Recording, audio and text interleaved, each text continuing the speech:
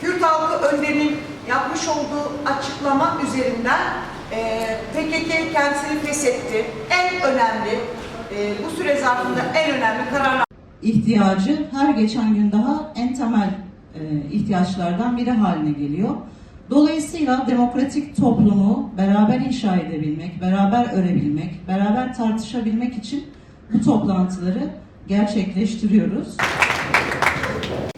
براستی ام دنوا پیواژوی کی گرین کرا در باست بن جبر گرینگیا خوشی ام دخوازن ام وسا به روجه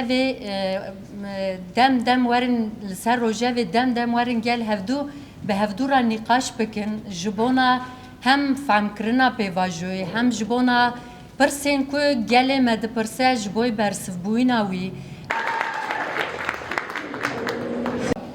Neydi başkan? Rojava zaten süreci geniş olarak anlattı, çok detaylarıyla da anlattı. Başkanın tarzı şudur. Başkan daha önce de ifade etmişti. Avrupa'ya çıkmadan 98'de başkanın komplo başladığında 9 Ekim'e artık Suriye'den çıkarılmaya zorlandığı vakit önünde biliyorsunuz 2 tane yol vardı. Ya Avrupa'ya gidecekti. O Avrupa'ya gitme nedeni ne olacaktı? İşte Kürt sorununu demokratik yollarla çözeyim. Orada uluslararası alanda diğer devletlerin işte başkanlara mektuplar yazdı vesaire diplomatik anlamda bir meşruiyet kazanalım, bu meseleyi diplomatik anlamda çözelim. Bu amacı vardı. Ya da diyor ikinci bir imkan vardı. Dağa gidecektim ama dağa gitsem savaş daha da tırmanacaktı. Daha çok ölümler olacaktı. Ben dağda olduğum için daha çok şiddetin var olma durumu olacaktı. Ama başkan orada diyor ki ben iğne deliği kadar bir fırsat bulsam bunun peşine gittim.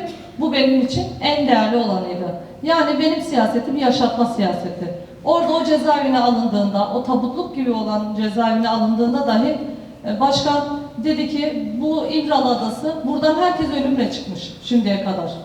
Ama ben burada yaşatma siyasetini yapacağım ve bu adayı bir barış adası haline getireceğim.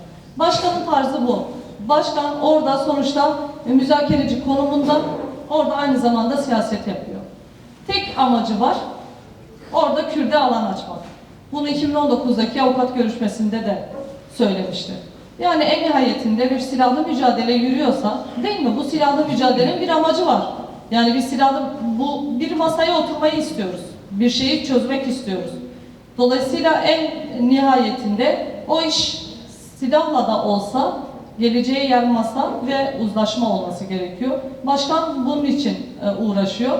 Bu süreç içerisinde de başkan bir fırsat yakaladı ve dedi ki ben bunu barış imkanını yakaladım ve bunu bir başlangıca dönüştürmek istiyorum.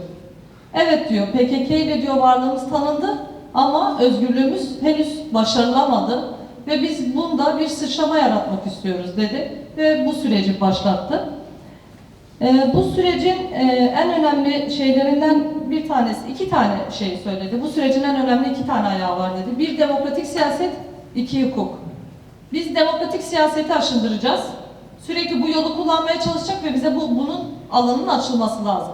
Ama demokratik siyaset yeter mi? Yetmez.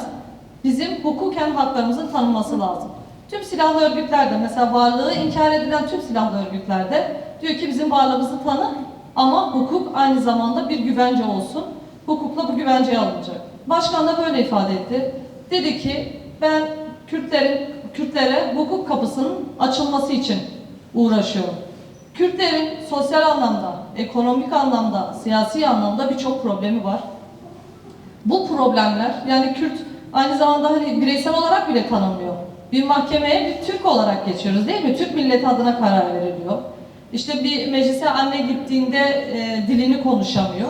Bu alanların hepsine hukukun tanınması, Kürtlerin varlığının aynı zamanda haklarının yasal olarak tanınması gerekliliğinden bahsediyor başkan.